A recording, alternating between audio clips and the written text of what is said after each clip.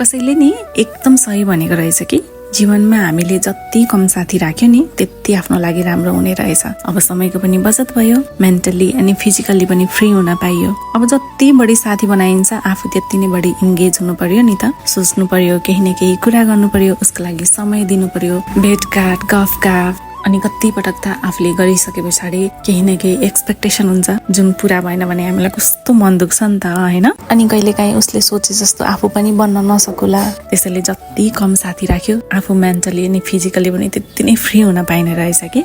मैले भन्न खोजे होइन कि साथी बनाउँदै नबनाउनुहोस्। यदि राम्रो साथी छ तपाईलाई उसबाट जहिले पोजिटिभ भाइब्स आउँछ र जीवनमा हरेक कुरा गर्ने उत्साह मिलिरहेको छ भने मलाई त लाग्छ हामीले उसलाई आफ्नो जीवनमा अझ विशेष स्थान दिनुपर्छ। तर एकजनाको कोसिसले मात्र पनि मित्रता रहन्न है। सबभन्दा ठुलो कुरा त नि हामीलाई दुःख या आवश्यकता परेको बेलामा उसको साथ